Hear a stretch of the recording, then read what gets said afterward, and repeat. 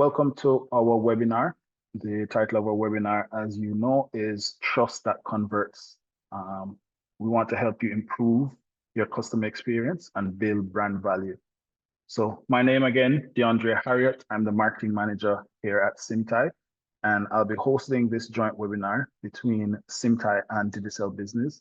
For those of you who are not aware, Symptai is now a part of the Digicel group.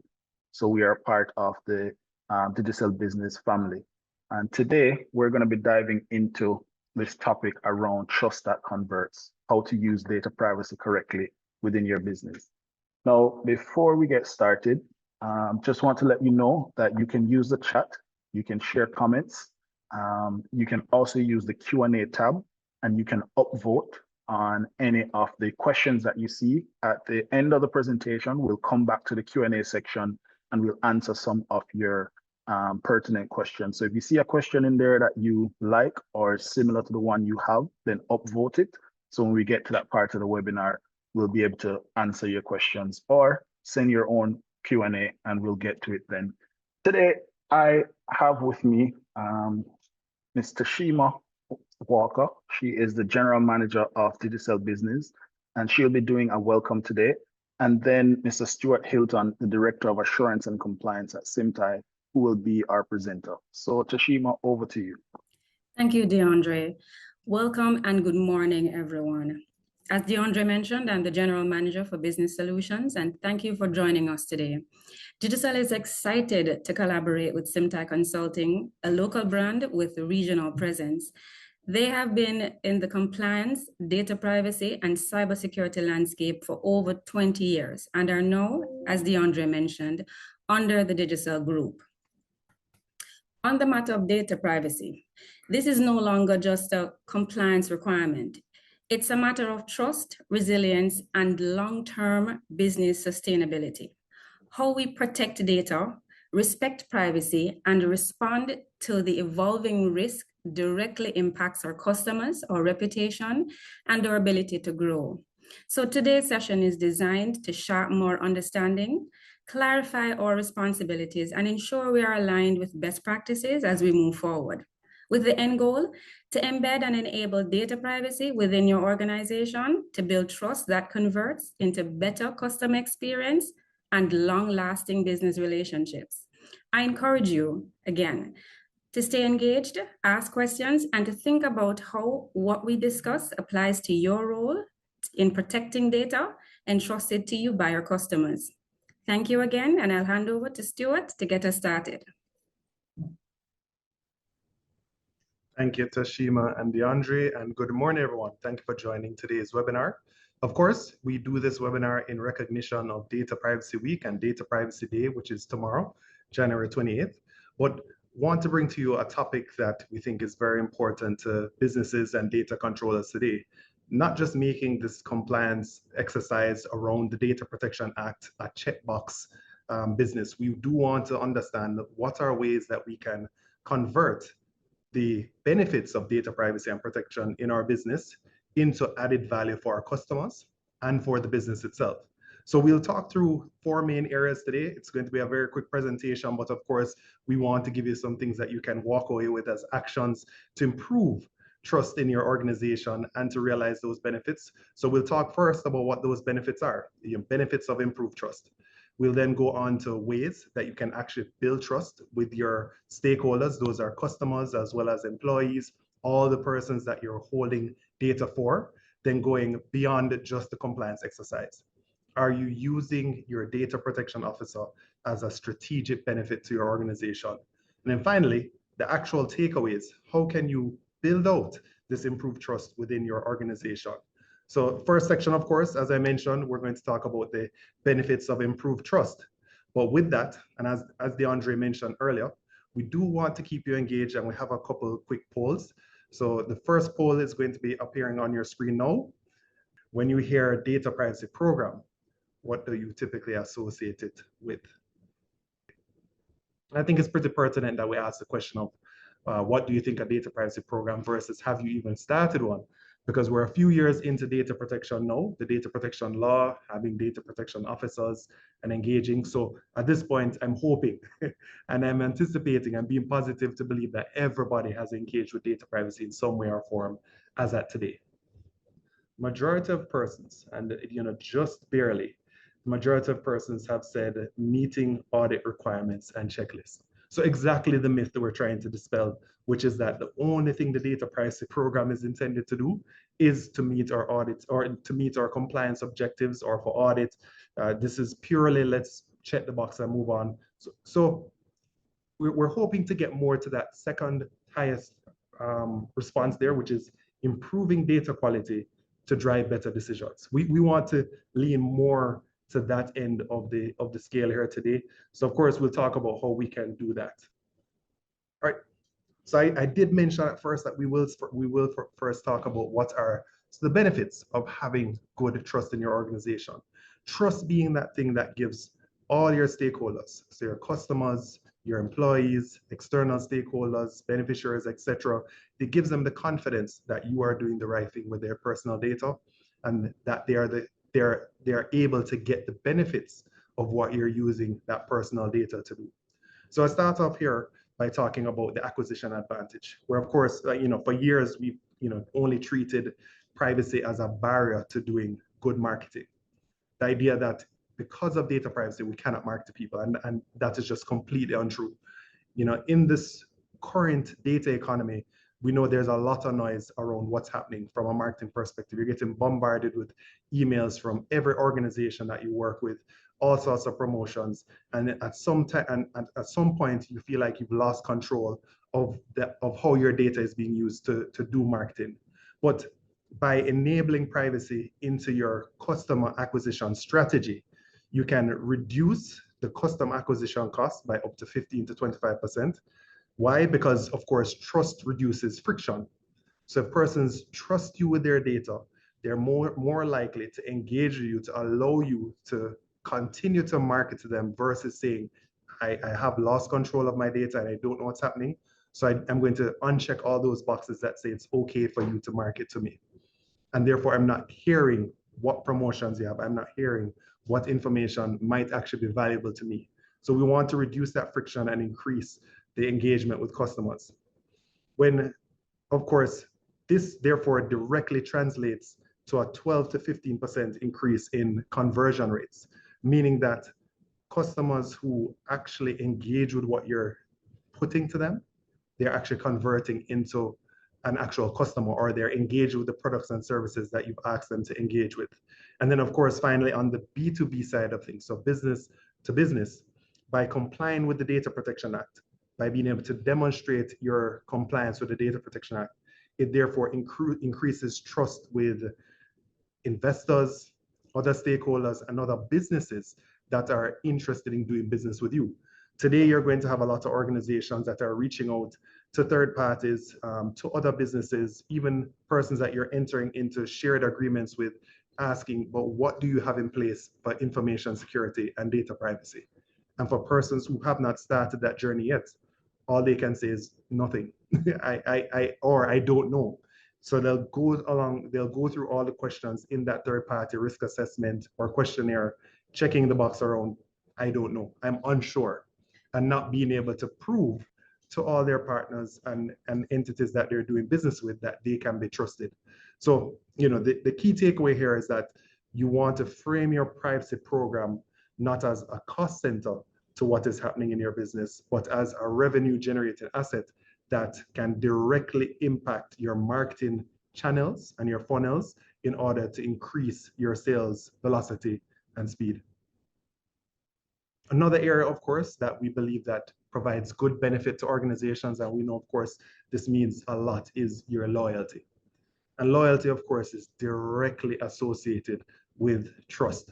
Because if individuals, if businesses trust you, they're going to engage more. And the interesting thing about trust is, even if I don't necessarily know you as the person to do exactly what I need, who's the first person you call when you need to get a reference for a plumber or a carpenter or a mason? You don't necessarily call, Bureau of Standards or some other organization to identify, you call somebody you trust. And the same applies to being able to stay loyal to the organizations and businesses that you work with. You know and trust what they're doing, so you're going to continue to stay with them, reducing things like your churn rate. 20% less, 20% lower churn, 25 to 30% higher customer lifetime value, meaning that persons are still higher retention rates. So the key takeaway that I want persons to have here is that by having strong privacy, strong data governance frameworks in place, the foundation of your long-term customer engagement and relationship will increase. Focus on what is going to be transparency and control that the persons should have over their data to help maximize the trust that they have in you and the retention that they will have as a customer. And then finally, one of the last areas I want to talk about as benefit is by protecting your profits. So the data protection officer, the data protection program is critical in protecting the company's bottom line. Because the first thing that persons will go to is what are the fines under the Data Protection Act in Jamaica, what are the fines in data protection legislations around the world, including GDPR and others.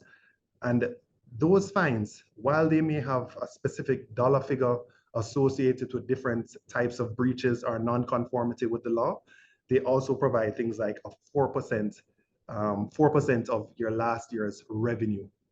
So outside of everything else, if you've made a record year in profits, but you have to pay a fine because of your non-compliance or you're not trying to adhere to the law or you had a breach, it could result into a massive decrease in that. 4% of $1 million, I think everybody can do the math. That is how much money you could lose on a year that you've done really great if you're not trying to adhere to these things. Outside of just the fines and penalties, there are, of course, lots of other costs to be concerned about with regards to the actual breaches. And attacks are happening way more frequently throughout the Caribbean than ever before. So the concept here is that we are all susceptible to a potential breach because persons are attacking our systems all the time once we're doing business online or even in persons because we have insider threats. But we, of course, want to make sure that we reduce the potential for losing data, which can then lose trust in the persons that are doing business with us, and also result into massive costs associated with the breach.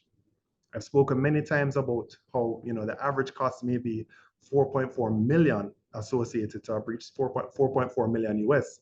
But we've seen an organization here in Jamaica face a data breach, and the cost to them was over 260,000 US dollars, as at the time they were reporting on it. So that cost probably went up even higher. So not as high as 4.4 million, but $260,000 US dollars. That's massive for any organization. So of course, I want persons to make sure that you utilize your data protection program as a enabler to protecting the revenues of your organization, protecting the reputation of the organization as well, so that it then does not impede your ability to get more customers on board as a result of them not trusting your brand with their data. Finally, I'll say here, of course, that your privacy investment is insurance against threats in the Caribbean. So while things like a cybersecurity insurance scheme was great for helping to rebound if you do have a cyber attack and have a breach as a result of the cyber attack, you do want to make sure that you're utilizing your privacy program and your data protection officer as that continuous foundation to preventing any attacks from being realized and from being the victim of a fine under the legislation. So we've quickly talked about the benefits to improve trust. Now we'll go on to what are the ways that we improve trust. And with that, I do want to provide you with another quick poll to engage and to understand how you're interacting with your organizations that you're doing business with. Which trade-off do you struggle with the most? The answers here, of course, marketing wants personalization, compliance wants minimization. So there are a lot of times are what seem to be conflicts in who wants what based on the data that we have and what the business objectives are. And again, the idea here that we're trying to get to is moving away from just a checkbox exercise. It is a road impediment to what we're trying to achieve, and starting to move into a space of how does this actually enable me to realize the benefits and to get the objectives that I'm trying to get.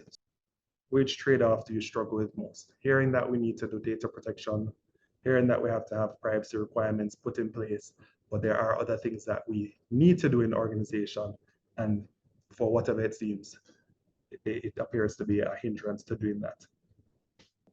Top answer here: customer experience wants seamless onboarding.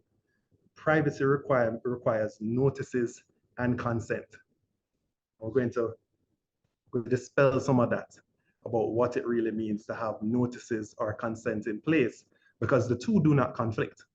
And we're going to, of course, talk about that in the ways that we build trust in a minute. So moving on to the ways that we build trust so that everyone can engage and see what is it that we're trying to do. One, we of course have to make all the information available.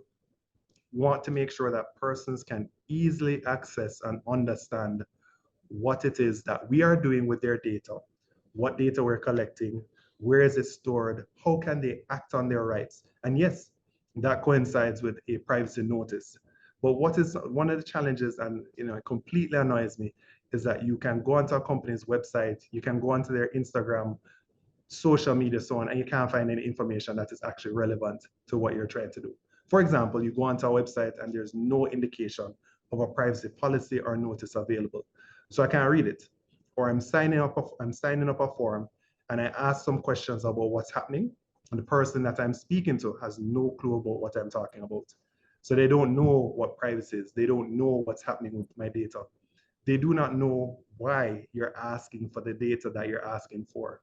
And I've given an example in the past before that, I went to put on my braces years ago, and in filling out the form, I was asked for my salary and asked for the company that I work for and my position. Now, that maybe they had a reason for why they wanted to do it, but in my head, this didn't make sense. Why do you need my salary information? I'm not taking out any kind of loan facility or credit. So you don't need to know how much I need to make to confirm that I can pay for it. I have to pay for this service every time I come. So I'm not borrowing money. I asked the person at the front desk, why do you need this information? And of course, they had no clue. Call somebody in back, somebody else called somebody else, call the boss, and long and short is eventually came to, you don't need to fill that out, Mr. Hilton. And I still had a conversation around why it is that they needed to be able to understand why this information is being requested and what they're doing to protect it, because I do consider my salary information as something private to me and should only be provided when absolutely necessary. So the information needs to be available to end users on things like our website, and it needs to be available to the persons that are interactive with your customers. With that availability, it needs to be simple. So it should be clear and easy for persons to understand. I hate reading documents, and I'm sure it is the same with you, that you read a document and you feel like you need a particular degree or you have to take out a dictionary in order to understand it. So I implore anybody working in the privacy space, move away from some of the legalese that privacy notices are written with. Make them clearer and simple, because then persons will actually engage, read it, and understand what is being provided to them. When it becomes too complicated, it's hidden behind layers of jargon and too many words, then persons don't trust it, and it's just say, well, I can't, I don't understand it, so I'm not going to engage with it. It must be structured, and structured helps with that being very simple, because if I can quickly go to what particular information I want to understand in a moment, then it makes it easier for me to engage. For example, if I go onto a privacy policy and I can see what the sections are included in that privacy policy, I may only be concerned with understanding how long do you plan to retain my data. But if it's not structured, then I now have to read through pages and pages of information in order to find out and understand what are you doing when it comes to retention of my personal data. In the same way, I might ask, what instances are my information shared with third parties? And if I can see where there's a section around data sharing and data handling, I can go straight to that section. It might be that I click on a link, It may be layered, meaning that it's wrapped up and I can ungroup and regroup in interacting with it. And the same should happen when sharing with persons who are interacting with customers and employees, that they should understand how to structure and communicate these privacy requirements. And that, of course, brings me to the last bit, which is very important, is, of course, communicate it. So if the information is available, then yes, people can at will go and look at it. But if you have something that's going well for you, why not talk about it? Why not make it a part of your marketing campaigns? Why not make it a part of what you're sharing with customers when you're interacting with them? Listen, we did this great thing. You can understand what we're doing with their data because we've structured a program. We have a qualified and experienced data protection officer in place who is acting on your rights. Here's that person's information if you want to talk to them directly. So we want to, of course, make sure that if we are accomplishing these things, let's make noise about it. Tell it to your customers, tell it to your teams internally. These things have happened. Compliance with the legislation doesn't need to be a quiet thing that happens behind the scenes. And we only talk about it when somebody gets in trouble, or we want to go and find out what are the rules that we should be adhering to. You can communicate it both externally and internally for persons to understand. Let's talk about privacy beyond just a compliance exercise, and dispelling what has happened in one of those earlier polls where, of course, we just want to check the box. Here's the last poll that we'll ask you to fill out around compliance. How confident are you that your organization can answer what customer data we have, where it is, and is it accurate? How confident are you about it? Do you know for certain that your organization knows all the data, where it is, you know why you're collecting it, you know where it's stored, is it safe? Not everybody in the organization may be able to answer all these questions, but are you confident that there is a program in place to help answer these questions if the question is asked? How confident are you that your organization can answer what customer data we have, where it is, and is it accurate? Number one answer here was mostly confidence. We know key systems, but not everything. And I think that's generally true for a lot of organizations, but do recognize that some persons answer the question around very confident. We have an up-to-date data inventory and owners, and that is absolutely where we want to get. And a key part of that, and we'll talk about the roadmap, a key part of that, of making sure those things happen and making sure that we can answer the question, of course, is straightforward ownership. There's a person who's owning, making sure these things are happening. So we are going to talk about being beyond compliance. I believe, and my experience has been in the field. So I work with a few organizations as a data protection officer, and we as Symptai, of course, provide data protection officer as a service. So we have quite a few customers who started their journey around data privacy. As well, we've heard data protection is necessary, it's legal, and we want to make sure we're adhering to the legal requirements, including if we need the challenge that persons had in the early days. Maybe not so tough now, but I do think it's still a challenge, is making sure you're finding somebody qualified. And in making sure that we have qualified persons, we think about these 3 strategic domains that organizations have to go through when it comes to data privacy, is making sure that they're compliant. Number 1, are you able to adhere to what are 8 data protection standards out of the law?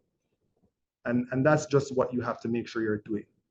Can they help with that? So do we have persons who are able to that? Are we able to help with customer experience, making sure that we build trust with consumers? So these are things that we know organizations have to do, and we have to position ourselves with the ability to help customers do that. And finally, business growth, where we're unlocking the advantages of having a strong privacy program in place to benefit you across the market. And as I mentioned, some of those things are as simple as making sure that we've engaged with front-end staff who are engaged with customers and able to answer questions about data privacy and protection in the organization. So those are just the domains that we're talking about here. But the DPO, we want to make sure, can fill the strategic roles. Now, one of the things that the Data Protection Act requires is that your DPO must report to management or senior management in the organization. And the main reason for that is because they should be able to engage with senior management to enact the changes that are being recommended. You don't want a junior level person who has come in, is not engaged with management, who's making recommendations for change, but has no ability to influence or enforce those changes. But if your DPO is acting at that level, if they're meeting with senior management on a regular basis, they're engaging with even sometimes the board and executive leadership, why not use them from a strategic perspective as well? One of the things that you're seeing changing in the data privacy landscape is the use of your data protection officer or your data protection champions or the persons working in some kind of data privacy role, is that they are also being the person charged with enabling artificial intelligence in organizations. So that's a skill set that is being completely pushed onto the DPO, because a core part of your artificial intelligence trust is transparency, accountability, visibility. So all of these things that are coming from your data privacy program or your data protection program is that are the things that are going to enable your artificial intelligence usage and benefit in the business going forward. So you're finding that persons who are working in data protection and privacy for the last few years or for even longer than that are being asked the question of, well, how do I make sure I'm using artificial intelligence to the benefit of the organization and in a way that is transparent, clear, and that I can trust? So use your data protection officer in a strategic way. And of course, you're going to have confidence in your data protection officer once they are a qualified and experienced person in these realms. So of course, ask the questions to test them, to challenge them, and to see that you're engaging with the right persons for your business. Are they able to identify what are suitable business metrics, and are they able to report on those so that you can get the transparency and trust that you want internally on an ongoing basis? So I say to say, don't treat your data protection officer as only the thing they're doing is checking the box around privacy compliance, that they're making sure that you've registered every year and they're able to respond to data subjects when they make a request. That can't be the only thing we're engaging. They must go beyond just that compliance exercise, and they're enabling the business to see all the strategic objectives that have been set out from the board and from leadership by using the data that's available there. If you don't feel confident in your data protection officer to work at that level, then there of course are multiple ways to help them. You can help to upskill them. You might get support through another person. We have a few clients who actually have hired and put in place a chief privacy officer, a privacy or a dedicated privacy champion that's working through multiple businesses in a group of companies. So there are ways to help supplement that. But one of the things that you do want to do is start by checking to see that you have a qualified person in place. They have the right certifications, they have the right experience, because once they've started all of those check boxes, they've actually done all the items that need to be done to meet compliance objectives. They're going to start enabling you with your strategic objectives as well. You have them in place, make the benefit of it. So finally, before we jump to the questions, is what is the roadmap? How do we get there? How do we actually enable all the things that Stuart has been talking about this morning? So some quick wins.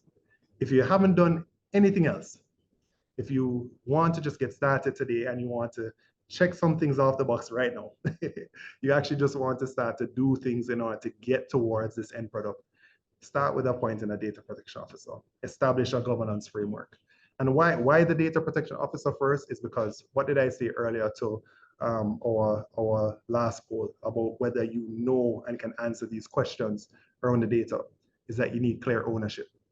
And a challenge that a lot of organizations face today is that we've been doing business as usual. Things have been working. Okay, all right, some things may fail here or there, but we haven't assigned ownership to knowing what data we have, putting this structure in place, and governing how the data is being used. And your data protection officer is equipped to do those things. So start with appointing a data protection officer so that it's clear ownership. You may appoint somebody internally who can help suit and who can help support the data protection officer because they understand all the details of the business, but there are just some nuances they have to get some help figuring out, so that the data protection officer can guide all the process around building out your data maps, building your risk assessment to understand where the risks lie in your business and how we can convert that into a benefit for the organization.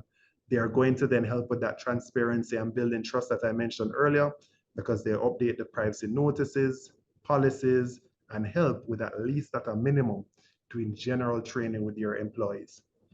Training shouldn't stop there, of course, because as I mentioned, you want to make sure your front-end persons who are engaged with customers on an ongoing basis. If a customer asks, why do you need this data? What are you going to do with it?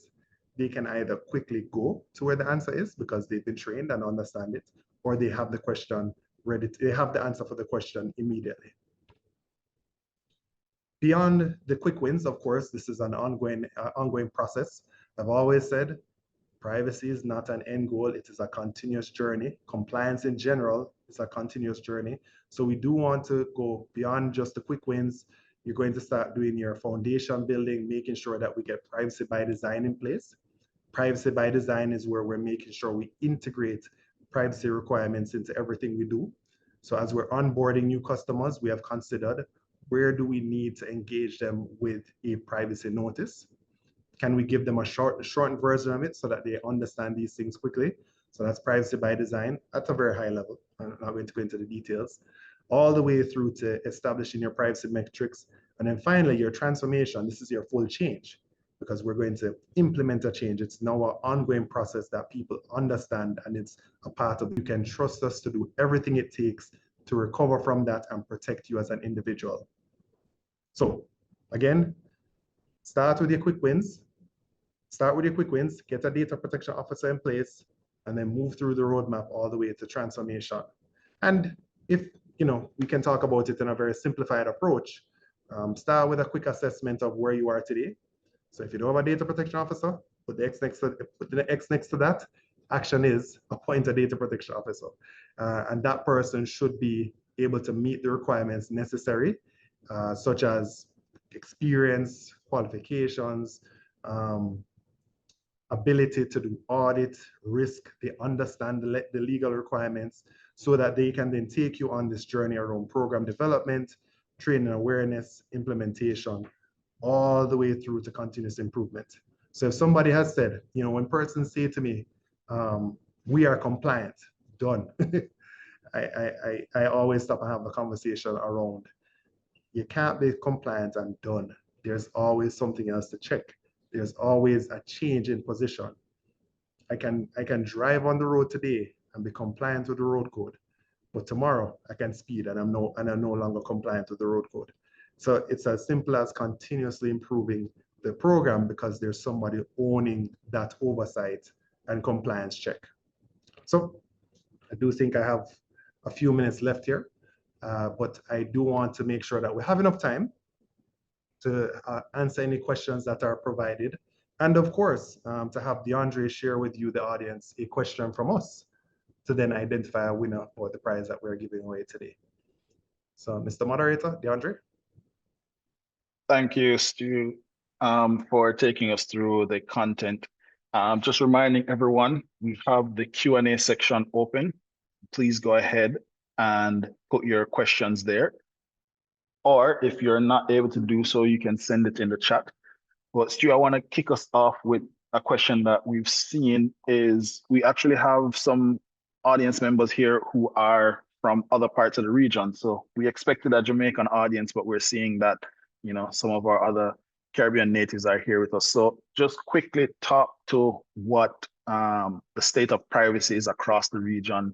You can touch on the similarity in some of the data protection acts across the region and their link back to GDPR, but just so our audience knows that this is not limited to the single act of the Jamaica Data Protection Act.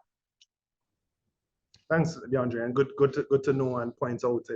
It's really important for persons to understand that privacy, of course, is a global thing. Data about us is being collected everywhere. I got a question just the other day around, but our data is everywhere, so why should it matter? And that's why it matters. Our data is everywhere because it's being used everywhere. And across the region, we've seen every country has started some form of data protection requirements. Trinidad and Tobago had started, Trinidad and Tobago is probably one of the earlier adopters or have passed the legislation. I believe it was 2001. Lots of it has not been enacted as yet, but we've seen recently within the last year that there have been efforts to appoint an information commissioner, which is an indicator for us that either they're looking to revamp the law and probably bring it up to date, or they are looking to enforce more of it. Similarly, Barbados has a Data Protection Act. Bermuda, Cayman, St. Lucia, all over the Caribbean. Belize had passed one a few years ago. I don't think it's enacted as yet. The Bahamas. And I'm saying it to say that we are all on this journey towards ensuring that organizations that are collecting data about people are using it in a responsible way and in the interest of the person, and that they have rights. So you're going to see generally, we call it here in Jamaica, we call it the 8 data protection standards. GDPR calls it the data protection principles, but there are 8 of them there as well. And generally, you'll find that those 8 tend to line up. There's some nuances with things like the right to be forgotten. Our act, for example, does not have the right to be forgotten, meaning that you can call the organization that has your information and tell them, forget me, just delete everything. You don't have to process it, so therefore forget me. But it is somewhat implied in our legislation and in other legislations that you can do that, because we have the right to restrict processing, which means if you know that an organization is using your data that is not consistent with what's expected, you can tell them to stop processing it, which in turn means get rid of it. And it can be as simple as, well, we did business 20 years ago. We passed the retention phase. I'm not doing business anymore, but you're still somehow processing my information. You're still using it. I can say, well, you need to stop processing, which is very similar to the right to be forgotten. Similarly, most of the legislations have the requirement for Bermuda calls it a privacy officer. Barbados calls it a data privacy officer. Jamaica calls it a data protection officer. But the role is very similar, with slight differences here and there, such as Bermuda doesn't have any particular restrictions on independence in the role, whereas Jamaica and Barbados have independence requirements for the roles. So I won't get into all the details because we could spend the entire day talking about the differences, but you are going to find that most of that they all gravitate around a core set of principles in which we are protecting the rights of individuals and that we are processing data in accordance with those principles. Yeah, thanks for that, Stuart. Because yes, the main point of, as Stu said, across the region, we're all on this journey, is how do we protect the data and the rights of our citizens, and how do we process data as an organization, as government, as various entities? Because as we've seen since the pandemic, there's been a lot of interest in the Caribbean. And by interest, I mean nefarious interests. We see a lot more attempts at attacks, cyber attacks. We see a lot more attempts of stealing data and publicizing data, personal, private data. So the things that we're talking about here brings value across any jurisdiction, because ultimately you're trying to ensure that your customers see you as a trusted brand and a trusted source for their information. So I see some questions coming into the Q&A. So we're going to start with this question, Stuart. This question is, for a small organization, can the role of the data protection officer be the same as the owner? I assume they're asking the owner of the organization. Sure, thank you for the question, Andre, and pertinent point. No, the Data Protection Act requires that there is independence between who processes the data, meaning the person who is actively using, collecting, storing, and who is actually overseeing your compliance with the law. And the independence requirement is there because the legislation doesn't want a situation where you are determining how data is being collected. You are the one actually executing on how data is being protected, collected, and stored, but also are trying to say that you've done an independent assessment of that and given an independent opinion around it, which is just not true. Somebody in HR can't give an independent opinion on how employee data is being managed because they're the ones responsible for managing it. So it really depends on what your role is in the organization around using and processing data. So if you're the owner, but as you said, a small organization, and you're the one who has to get forms filled out, you're the one determining where it's stored and secured, then you're going to lose that independence, and you would really need to appoint somebody independent. The great thing I want to share around that is that, even for small businesses, we've created affordable solutions to help, because I know it's very difficult for smaller organizations to be able to identify and ideally afford somebody who can come in and act in this independent role. So there are great ways that we can assist, and we are actually helping organizations. Smallest, I can think of 2 companies we're working with that are 2 people big. So, the idea here is that if you are in a position where you are the, head chef and bottle wash, then you are going to end up interacting with personal data and losing that independence.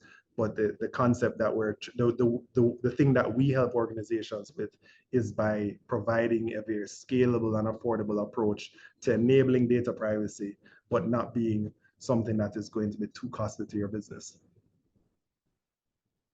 Okay. All right, so we have another question here that we're going to go to.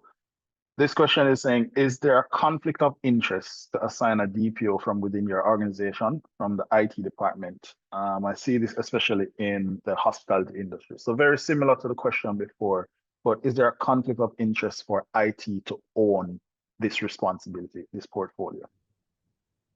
Yeah, I mean, my default response, without knowing the details, tends to be yes, that there may be a conflict, because in the IT environment in the Caribbean, in Jamaica and the Caribbean as a whole, is you find a lot of the times your IT person is the person who does everything IT related.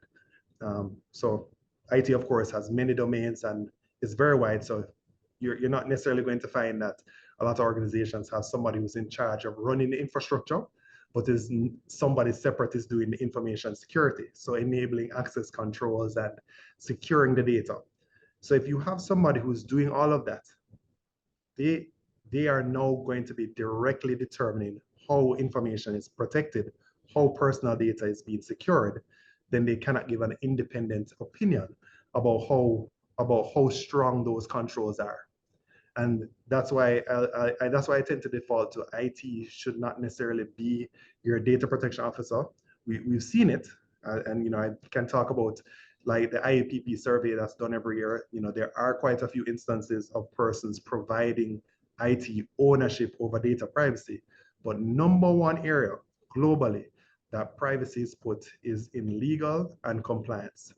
And it drops into that section because legal and compliance tends to be put together in a lot of organizations. But if you're large enough and you have separation, I would say make it a compliance item, because compliance is going to oversee everything, but they're not necessarily the person implementing any technical controls.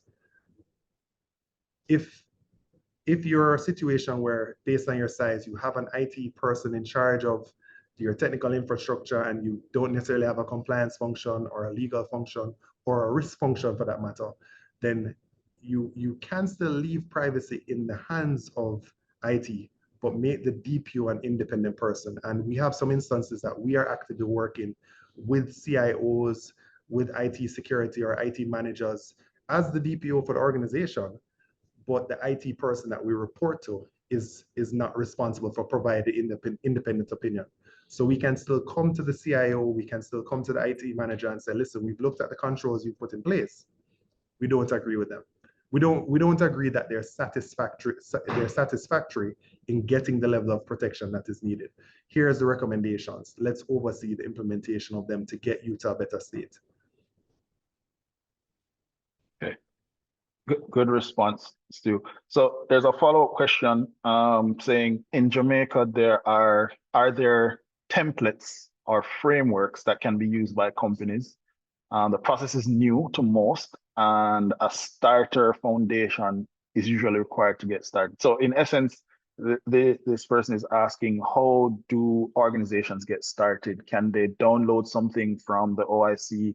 Is there a template that they can fill out? Are there steps that they follow on their own?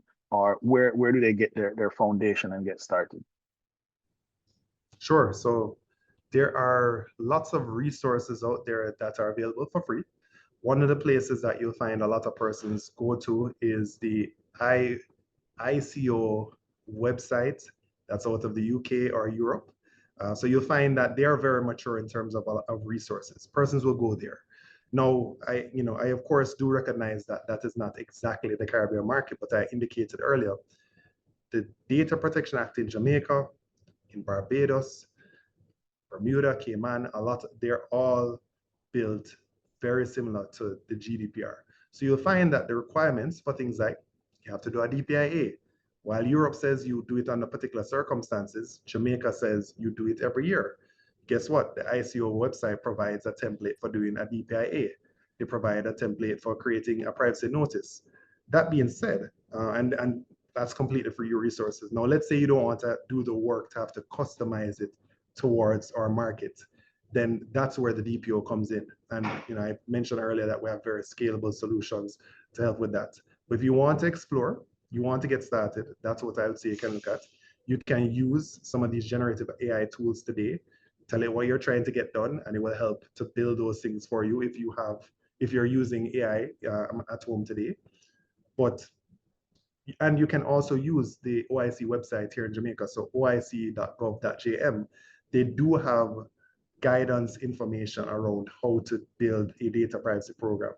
I don't know of a whole lot of templates being there, but you will get guidance on what are the things you're supposed to be doing. Follow their social media as well as follow us. So Symptai, we provide articles and information on how to build these things and to make benefit of the data protection program at home, as well as reach out to us for advice. So those are the places I can think of that you can go to, because when I started out, one of the first places I went to was the ICO website to get information on where data protection was going to go when we passed the law back in 2020. Okay. All right, so I'm seeing a question here, Stuart, asking, do we provide CPE certification for this webinar? Is that something we can offer? This is an unofficial event, so of course you can log it now. Whether things like IAPP and ISAC are accepted as CPE, I'd have to look at those standards, but I would say just read what their guidance is. But this is an official event. So, and I think the information is very pertinent to the privacy field. That being said, I do also I should have shared this in the previous answer.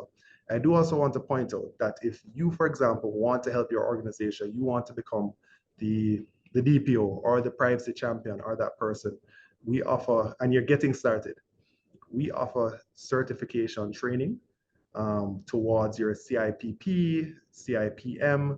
We actually have a CIPM training coming up next week. So if you haven't done anything before, you want to get a certification from bodies like the International Association of Privacy Professionals, you can reach out to us. We are doing a training next week. You can register and participate in that. And that is the CIPM, Certified Information Privacy Manager.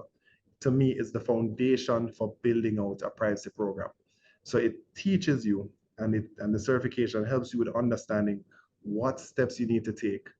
How do you know whether you should implement a centralized privacy program if you're in a group of companies, or if you should build a decentralized or some hybrid version of that? All of that you learn as part of the certification course. So to answer part of your question earlier, DeAndre, is if persons really have no concept of where to get started, that is a great certification to assist with it if it's something you're trying to do on your own, and we're doing one next week. So can reach out to us after the webinar to get more information, but the information is also available on our website at symptai.com. Okay, great. And if you already understand the mechanics of building a privacy program, maybe you work in a multinational and you have to look across multiple jurisdictions, there's also the CIPP, which we're doing a training coming shortly up in February as well. That one focuses on the law, and it focuses on how the GDPR and the laws from Europe influence most of the privacy laws around the world today. So there's opportunities for learning and development, as Stuart had said. Stuart, before we go into asking about our questions for our prize and before we do our final poll, just to get an idea of how people thought we did for the webinar, I do want to ask something very fundamental. What exactly is personal data? And how do you manage the balance between consent and other forms of processing? Because sometimes we get caught up in some of the bigger elements of compliance and privacy, but we get tripped up when we're trying to decide, is this really personal data? Is this personally identifiable data? Do I need to protect this, or is this public information? How do we define that and then manage consent? Yeah, great question, DeAndre. And actually, it comes to a myth I want to dispel that personal data, by its definition under the law, is any data by itself or in combination with other bits of data. It can be used to uniquely identify an individual. In more layman terms, it's anything about a person, anything that's about a person. So eye color, height, your name. So some things are uniquely identifiable, like your TRN, your social security number, etc. Those are unique. But some things are, you can combine them. So your hair color, your height, the way you walk, some of those things may not be unique to a person. If you said the brown guy, which brown guy? But if you say tall, brown, lives in Kingston, and they start to add more features to it, you can then uniquely identify a person without actually knowing the unique identifiers about them. All of that is personal data. So, person say PII, that really is a little bit different than personal data. PII is a part of personal data, or personally identifiable information, because personally identifiable information really is anything that is uniquely identifiable to a person, like email address, TRN, etc.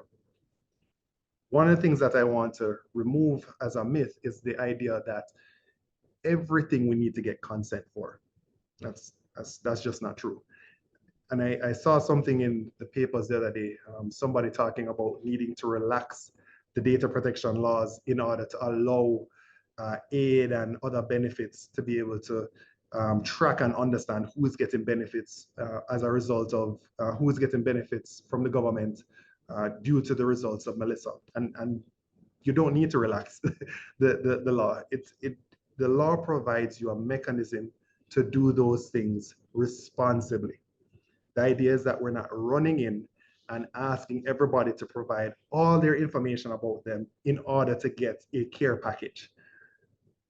Get the basic information, because there are going to be some requirements that we do need to know who we're providing aid to, but do it responsibly. Don't take the information, write it on a piece of paper and drop it in the back of a truck.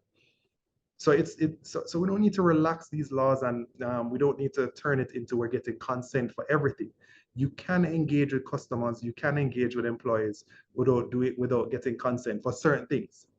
The concept here is that if it is not absolutely necessary to do it, then you may have to ask for their consent. For example, it is not absolutely necessary to send an email to persons about promotions after you've sold them a car.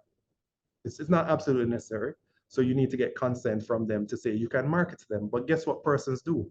When they buy the car and they say, listen, we're going to have great promotions and great opportunities that can benefit you in the future, guess what they'll do? They'll check yes. So it's not a preventer.